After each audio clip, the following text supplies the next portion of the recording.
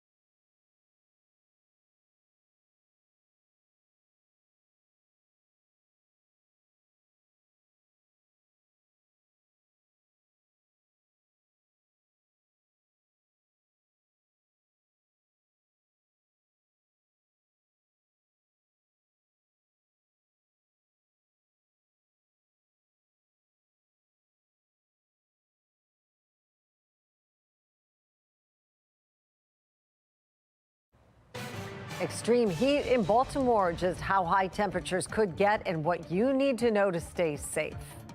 A Fox 45 exclusive hearing from a Baltimore mom who says her child is convinced she can commit crimes without any type of punishment, what she believes needs to change to make sure kids learn their lesson. Is the crime crisis driving people away from the city? The growing concerns after a 12-year-old is shot near a Dunbar football game. Live from WBFF in Baltimore, this is Fox 45 News at 6. And good evening, everybody. I'm Mary Bubala. Thanks for staying with us. We are facing near 100-degree temperatures tonight. This is a live look at the Inner Harbor, Towson, and Ocean City. Baltimore is issuing a code red heat alert starting tomorrow. The weather right now around 10 degrees cooler down the ocean, where families are wrapping up their long Labor Day weekends, heading back home soon over the bridge. Let's go right to meteorologist Jasmine Lomax for latest on how long this heat could last. Jasmine? Thanks, Mary. Unfortunately, we have a few more days of these very hot temperatures. We actually broke a record today, and at BWI, temperatures reached 99 there. Temperatures now, though, at 98, so it is still very hot. Over Towson, plenty of sunshine. In Baltimore, we're seeing temperatures still upper 90s, low 100s around the state. It has been very hot, a little bit muggy at times, and unfortunately, this trend is going to continue over the next few days. We're talking above average temperatures and the potential for record-breaking heat. I'll let you know when to expect lower numbers and the next chance for rain in my Weather Authority forecast. Back to you. Jasmine, thank you. Baltimore is opening a number of cooling centers because of how hot Jasmine tells us it is right now for residents who need a safe place to avoid the heat. The city's Department of Aging will open multiple sites tomorrow starting at 9 a.m. They'll include the Harford Senior Center, the Sandtown Winchester Senior Center, and others. Those cooling areas will run from until 7 o'clock in the evening. Those who are homeless can cool off at Beans and Bread from 9 in the morning until 1 p.m. And the Housing Authority will open a center for city residents at Cherry Hill, that's in South Baltimore, from 8:30 a.m. until 4 in the afternoon. For more information on how to stay cool in any of these cooling centers, to avoid this code red and to observe it, go to our website, foxbaltimore.com. Mary? Guy, thank you. Well, Fox 45 is getting a closer look at the youth crime crisis tonight. A mother says her 14-year-old daughter is stealing cars while on home monitoring. Mackenzie Frost has the exclusive interview with a parent who says her child knows she won't be held accountable for her actions. This Baltimore mom says her 14-year-old daughter continues to steal cars without facing any consequences. And now she says she wants something to change. Every single day. In East Baltimore, it's like a setup for failure. Ray comes outside to talk about her 14-year-old daughter. I pray for her all night. To protect her privacy, Ray doesn't want her last name shared or her face on camera. I don't know how to put it in words. But she wants her story to be heard. So she started getting arrested. And when she get arrested, they let her know they can't do anything. They can't detain her. She's underage. She can't be charged, or whatever the case may be. At 14, Ray's daughter is stealing cars in the city and beyond. She got locked up in Towson, Catonsville, White Marsh. It's escalating. In mid-August, Ray says her daughter was finally put on home monitoring, but the teen didn't stop stealing cars. When she came home, she went out and stole a car that night and been getting arrested since.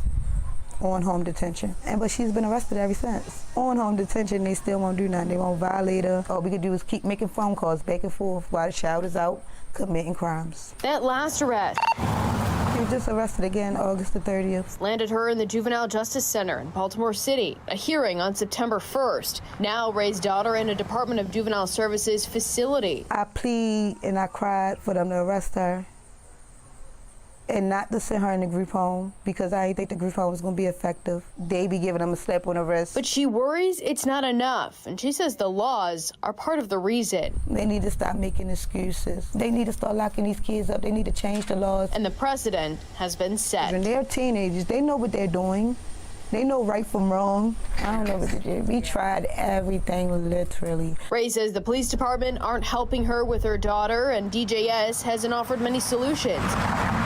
It's probably saying the same thing. A lot of times they just repeat. But the court appearance notices, wow, and they come all the time, Every day. keep coming.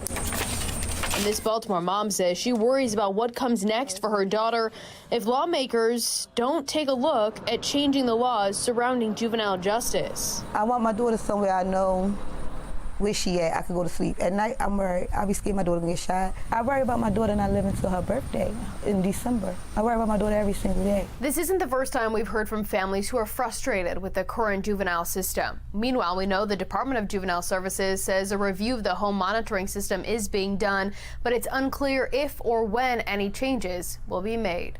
In the newsroom, Mackenzie Frost, Fox 45 News. And this isn't the first time we've heard of juveniles who already have ankle monitors committing crime. 2 of young people arrested in connection with the Brooklyn Day mass shooting were also wearing ankle monitors from the Department of Juvenile Services, a 14-year-old and an 18-year-old. The involvement of the 14-year-old in the shooting, just one of the many factors that has prosecutors calling for serious change to the state's juvenile justice laws. What we're realizing when we talk to the young people is that young people, the juveniles, know there's nothing that we can do. They know that, nothing's really going to happen to them if they keep their crime in a certain limit of types of crime. They come in, we can't detain them. They're back in the community the next day. They get picked up for the second one. Can't detain them. They're back in the community again the next day.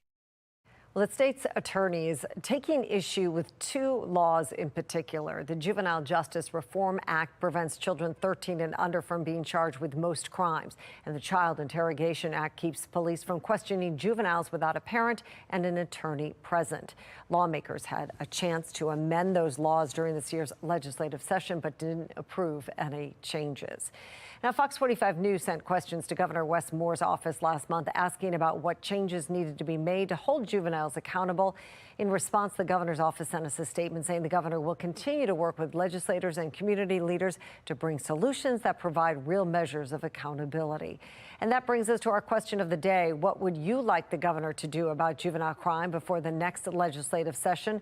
Listen to prosecutors or make no changes to current laws. So far, 95% of people who voted say listen to prosecutors. You can make your voice heard right now at foxbaltimore.com/vote.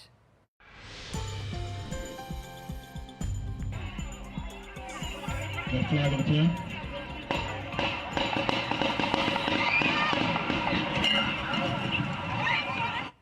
Police are still looking for the suspect who shot a 12-year-old just outside that Dunbar High School football game Friday night. That game had Loyola Blakefield, a private Catholic school in Towson, in the city to play Dunbar. But now some are questioning if Friday's shooting could keep people away from Baltimore. Fox 45's Amy Simpson has details. While police have not yet released a suspect description, just hours after this shooting Friday night, Baltimore Mayor Brandon Scott already confident this is another case of an illegal gun being used to carry out violence in the city.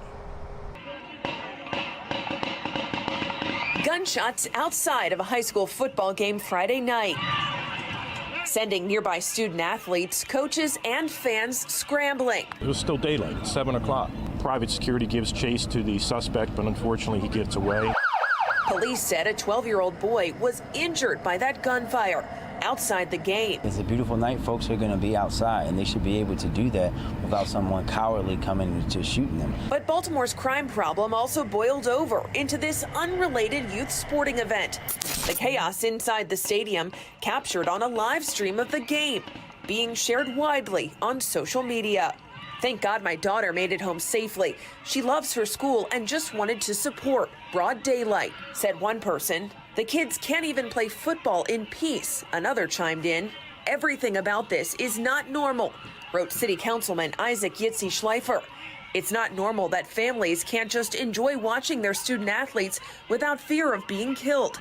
It's not normal that kids are killing other kids. It is not normal for these students to hear popping sounds and immediately know it's gunshots. In some sense, it's nothing new. It's the same drumbeat. But sometimes we do have these crimes that are very visible, very impactful. This is one of those crimes that attracts a lot of attention. A Baltimore economist weighing in. Along with Loyola Blakefield players and coaches come alumni, friends, families, so on and so forth. Again, this interchange between city and county, which we all want. But instead of celebrating these young men and their athletic pursuits, we see violence. We see fans in panic. Questioning how this case of gun violence in Baltimore City could have a ripple effect. Other counties do not want to play against city teams in the city. Will this keep friends and family, alumni away from such games? And does this affect the attendance of other events in the city as well, not just those attendees that would attend a Friday night high school football game? And at last check, that 12-year-old boy was expected to recover. At police headquarters, Amy Simpson, Fox 45 News.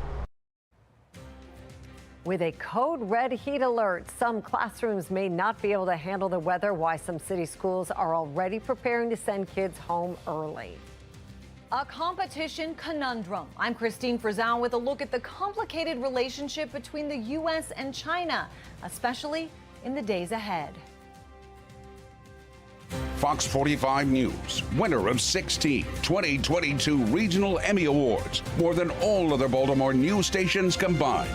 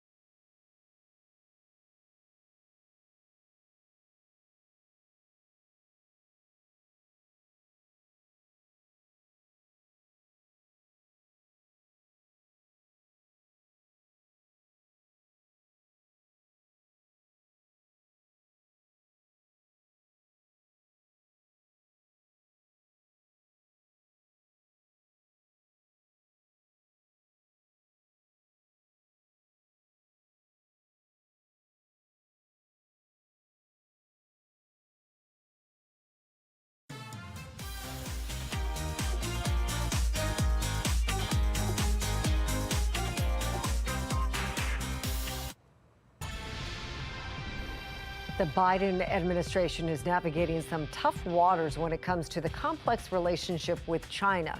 Despite attempts to come to an understanding on trade and other negotiations, it seems China continues to grow closer to Russia, an alliance that many in Washington see as a growing threat, as Christine Frizzell reports. The question, what to do about China, looming large in Washington. House Foreign Affairs Committee Chairman Michael McCaul sounding alarm bells about its alliance with Russia, saying, quote, "We have never seen a threat this large scale to Europe and the Pacific, I would argue, since World War II." Meanwhile, a trip last week by Commerce Secretary Gina Raimondo laying bare the conundrum the U.S. faces with a country with which it also shares a $700 billion commercial relationship. We know for a fact that not talking leads to escalation, miscalculation, and misunderstanding, which is bad for the American people. It's bad for American workers. It's bad for our national security. But the latest smartphone was also just released by China's Huawei, a company that was under Western sanctions aimed at preventing such major advances in technology. The U.S. also scolding China for allegedly hacking into Japan's defense networks and many U.S. entities, including Secretary Raimondo herself. Also of buying up U.S. farmland and businesses and carrying out its so-called national security law, which requires companies doing business in China to cooperate with intelligence officials there. If those same companies come outside and they're doing business out of China, that they have to, particularly the tech companies, that they have to provide users' data to the Chinese Communist Party. That's wrong. As President Joe Biden prepares to attend the G20 summit, he has said he hopes to meet with President Xi Jinping.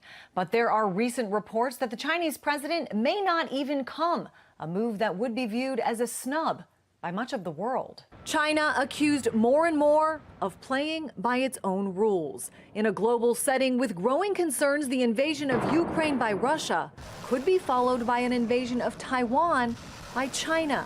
A threat Western leaders have signaled they're already quietly preparing for. I'm Christine Frizzell reporting. Governor Wes Moore among the state leaders celebrating Labor Day today. The governor says he's been meeting with labor unions over the past week. This picture is from the annual Labor Day Mass at St. Camillus Church in Silver Spring. Governor Moore also released a statement today saying he's committed to supporting the middle class and the strength of workers' unions in Maryland. President Biden took jabs at his predecessor in a Labor Day speech today. He addressed the sheet metal workers union in Philadelphia in hopes of winning the support of union members on the fence about his re-election. The last guy was here, you were shipping jobs to China. Now we're bringing jobs home from China. When the last guy was here, your pensions were at risk. We helped save millions of pensions with your help. Well, over the summer, many unions have either ratified new deals or are currently in negotiations. A few Baltimore City public schools will close early tomorrow and Wednesday because of the extreme heat and a lack of air conditioning. 11 schools are impacted. The school system was supposed to have air conditioning installed in all classrooms by this school year, but now they say they will have AC by the end of this school year. And a live look at Ocean City tonight. This year, rip currents along the beach were a serious concern over Labor Day weekend. Close to 400 people had to be rescued over the holiday weekend. Only 33 lifeguards were on duty to handle those rescues due to staffing shortages. And this is a live look now at the Bay Bridge. With the Labor Day weekend ending, people are making their way back home tonight. Heading west, you can see a bit of a backup along the bridge right now. Cars still moving, but it is busy. Will be that way for a few hours. Right now, you're taking a look over Baltimore and over Towson. Plenty of sunshine to go with those hot temperatures. And on the HD radar, not too much happening. It's nice and dry, but our next weather maker will bring in lower temperatures along with our chance for showers and storms. That's late this week. We are still dealing with very hot temperatures. 100 in Baltimore right now with plenty of sunshine. Feels even hotter, feels more like 102 with winds out of the west around 9 miles per hour, really not providing any relief. Around the rest of the state, temperatures mainly in the upper 90s as we continue to deal with these hot temperatures on the hottest day of this year so far.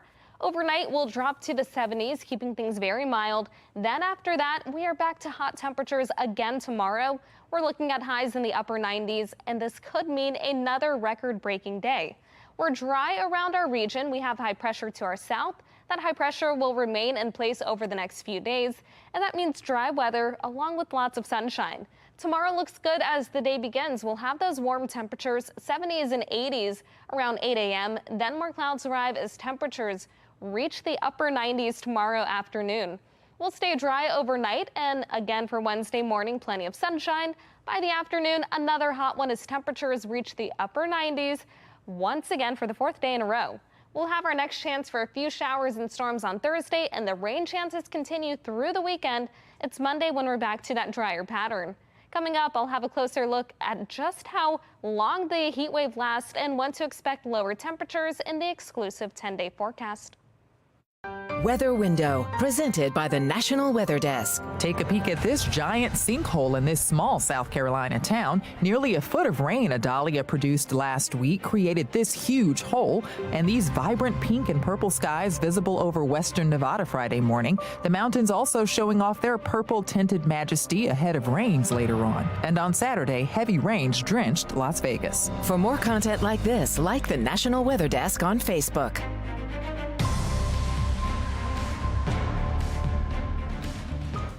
Investigating overdoses like they're homicides, the steps police departments across the nation are taking to try to fight the drug crisis.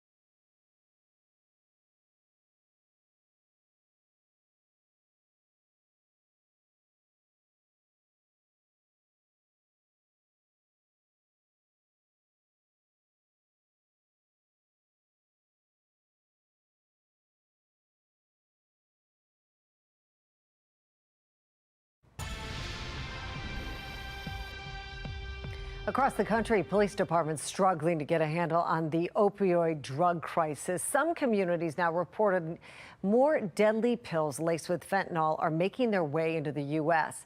Amanda Henderson from our Sinclair sister station in San Antonio taking a closer look at some of the new training departments are hoping will save lives. Addiction is never an easy battle. There's none of us that are immune to this. Terry Valera and Adam Cavazos with Rise Recovery have both had loved ones face it head on. They say this is key when trying to help. Anytime something new as a tool comes out, we kind of want to be looking at it. Treating them like humans, and those things all will help this cause. And hopefully we can get fentanyl off the streets.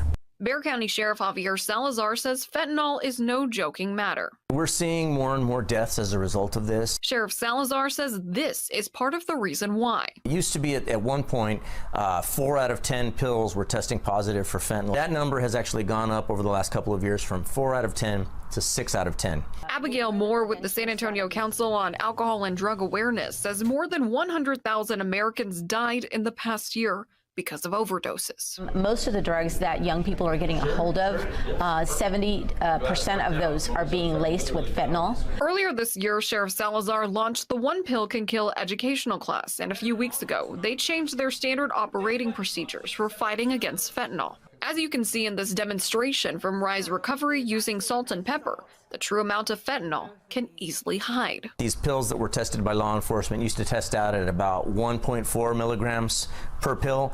Now that has gone up to about 2.2, 2.4 milligrams per pill. Some of the changes include how deputies will make contact with those suspected of overdosing on fentanyl and opioids, whether in the jail or in public. They will also investigate fentanyl overdoses as homicides. And we're handling them as if they're a murder case. Reporting in San Antonio, I'm Amanda Henderson. We are getting ready for another hot day tomorrow as our temperatures reached 99. This is followed by 99 again on Wednesday. Be sure that you're practicing heat safety. It'll still be pretty hot on Thursday, but temperatures do begin to fall. We'll see our next chance for showers and storms. Then we're looking at 90 on Friday as temperatures continue to drop. We'll have another chance for scattered showers and storms, and then another chance for rain on Saturday and Sunday. By Sunday, our temperatures will be in the low 80s and closer to average. We'll return to a dry pattern on Monday. Then after that,